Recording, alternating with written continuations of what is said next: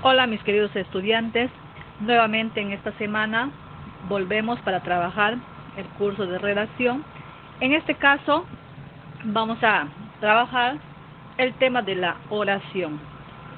La oración que va a estar designada o destinada a cargo de las responsables de la asignatura, la que les habla la maestra Liz Yanina Valcárcel Dagua y la maestra Claudia Freitas Mendoza. Bien, creo que este tema ya muchos años atrás ustedes lo han conocido, han escuchado de él desde el nivel primario, han estado trabajando el tema de la oración. Y cotidianamente el ser humano utiliza la oración para poder armar sus ideas y poder emitir mensajes. La interrogante viene, ¿y qué será la oración? ¿Cuáles serán sus partes? Bien, vamos a iniciar con el concepto de la oración.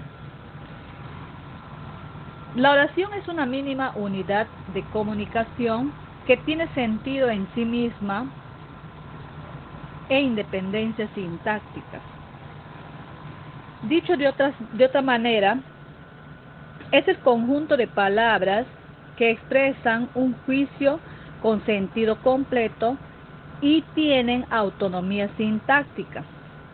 Su fin es destacar el hecho de que la oración práctica o pragmáticamente es el fragmento más pequeño del discurso que comunica una idea completa y posee autonomía e independencia, es decir, podría sacarse del contexto y seguir comunicando.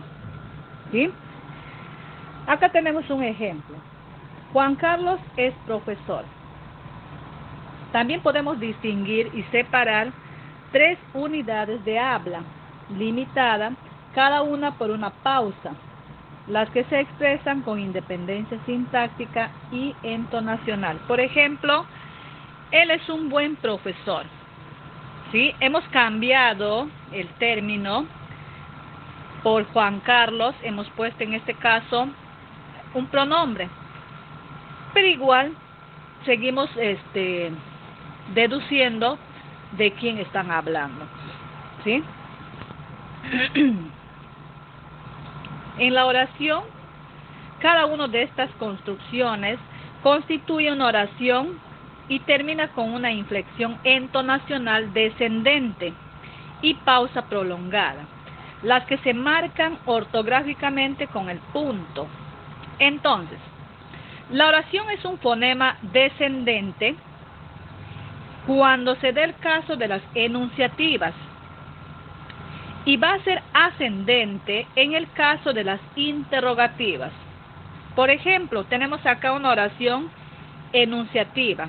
Mañana viajaré. Acá hay una oración con línea tonal descendente. Cuando estamos ante este tipo de oraciones, entonces estamos ubicados ante un fonema descendente, ¿sí? Porque acá solo hay una aseveración. ¿Vas a ir de paseo? Acá, en esta oración interrogativa, hay línea tonal ascendente. Tiene mayor intensidad de tono. Pasamos ahora a lo que es la frase.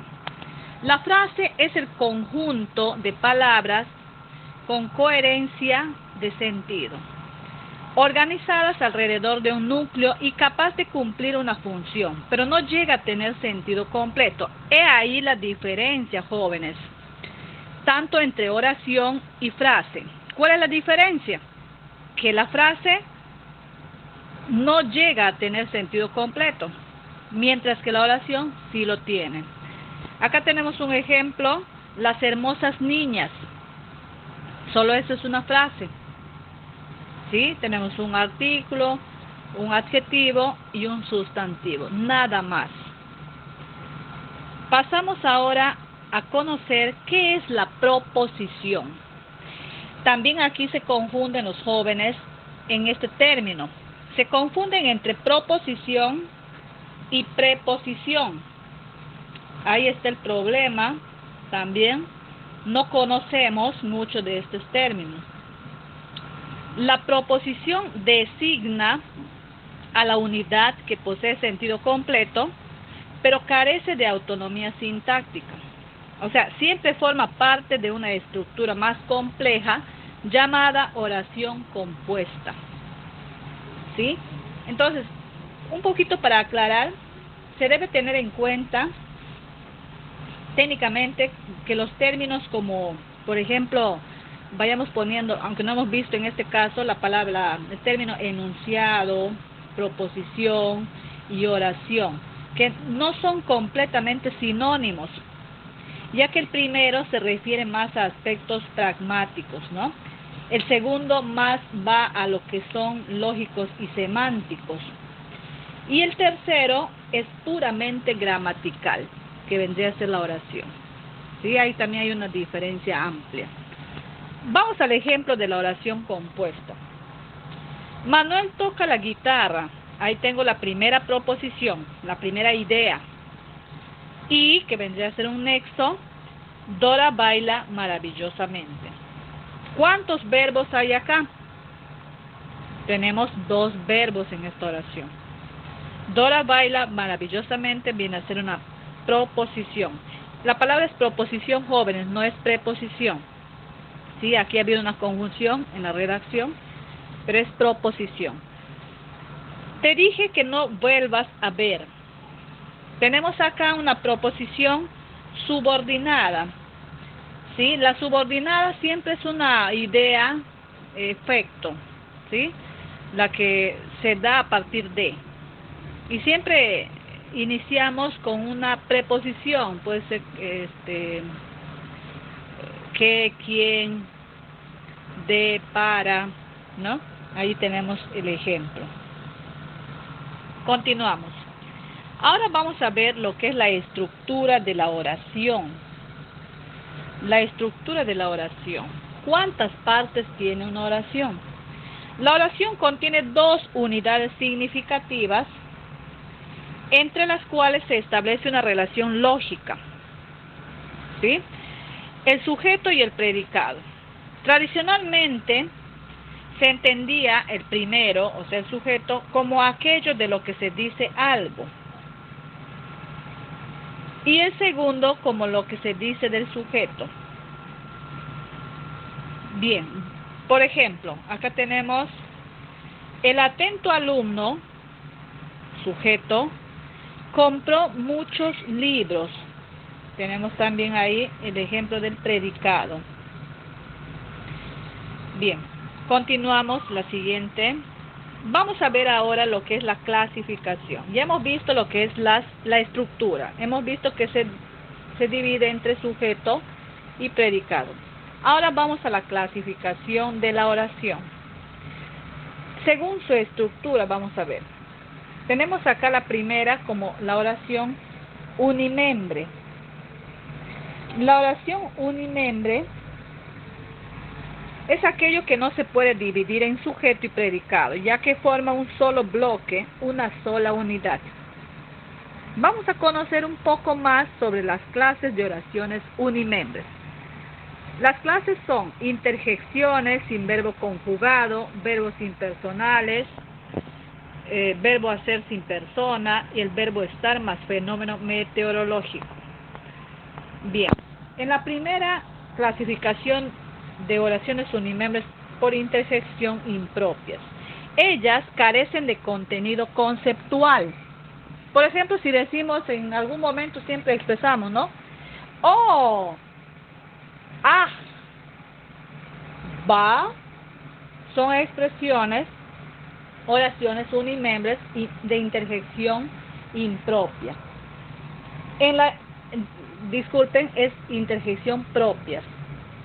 Ahora, las impropias son palabras que pertenecen a diversas clases formales.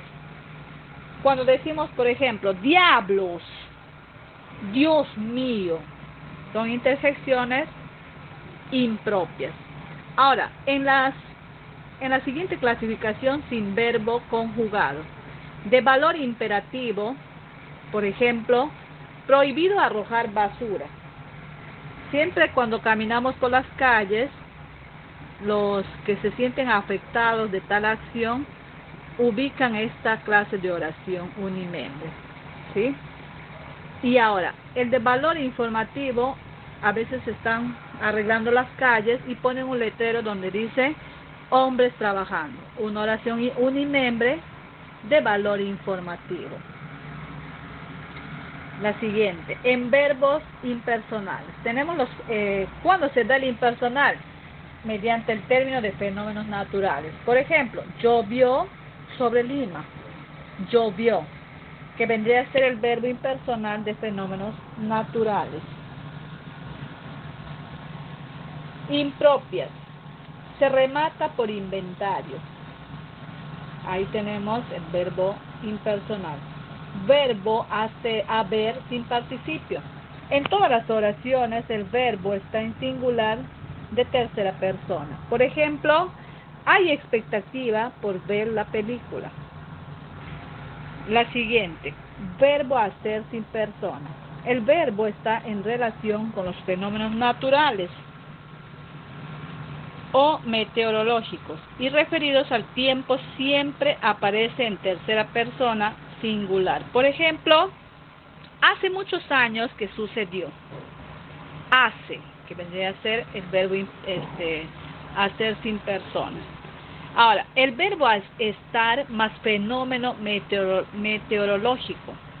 Estuvo lloviendo ayer. El verbo ser más tiempo.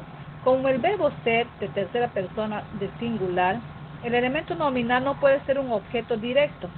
La gramática tradicional lo considera atributo de un sujeto implícito. Por ejemplo, es muy tarde para salir. Acá tengo un verbo ser más tiempo. Pasamos a las oraciones bimembres. Las oraciones bimembres se dividen en sujeto y predicado. Por ejemplo, tenemos los caballos de los conquistadores. Sujeto, eran veloces. Predicado. Según su complejidad. Según su complejidad, tenemos bimembre simple y bimembre compuesta. La bimembre simple tiene solo un verbo.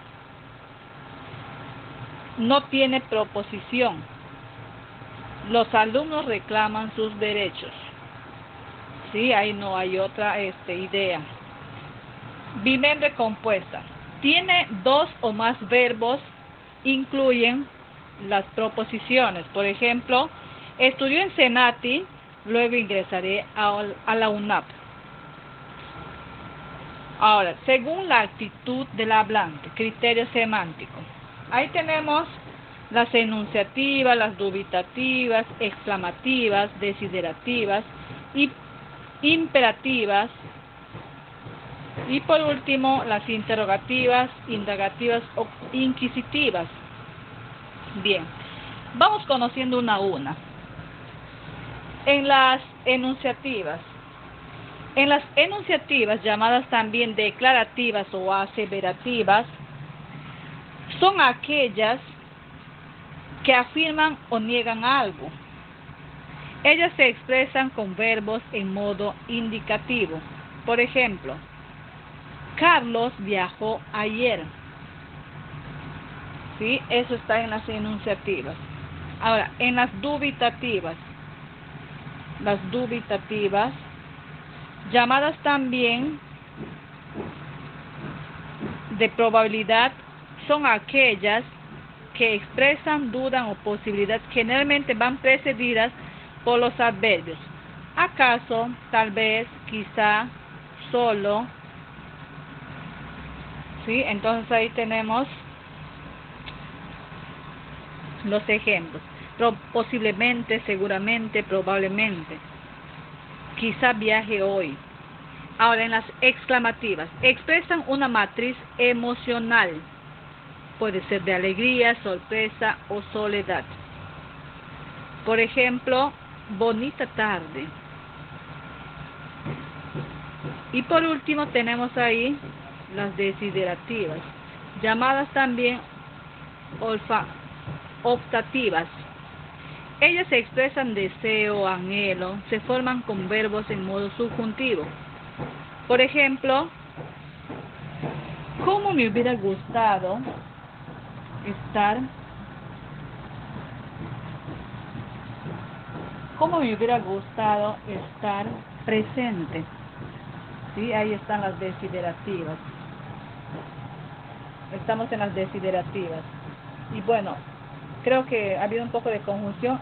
Las exclamativas vendrían a ser cuando expresan alegría, sorpresa, ansiedad. Cuando decimos, por ejemplo, bonita tarde, ¿sí? Estamos ante una exclamativa. Y una desiderativa, la que expresa una opción, puede ser en subjuntivo, puede ser deseo, anhelo. Ahí está el ejemplo.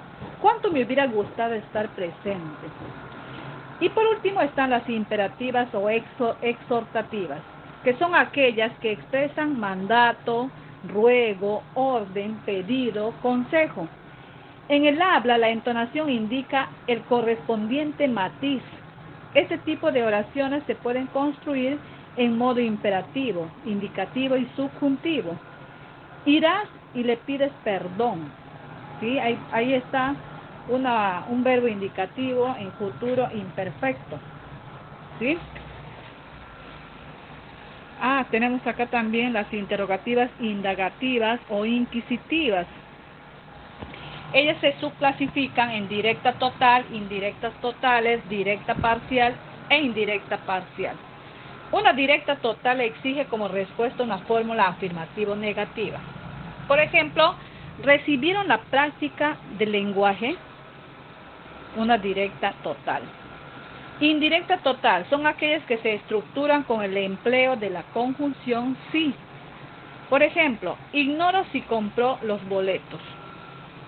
Directa parcial. Tienen partículas interrogativas. ¿Qué, quién, cuál, dónde?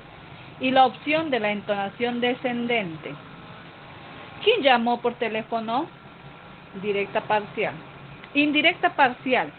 Son aquellas oraciones que se forman mediante la presencia de partículas interrogativas, encabalgando la proposición subordinada. ¿Cuántos llegaron tarde? ¿Sí? Muy bien, hasta aquí la clase de la oración. Vamos a continuar con la mayor explicación y práctica correspondiente en nuestras horas de clases virtuales. Gracias por su atención y muchas bendiciones.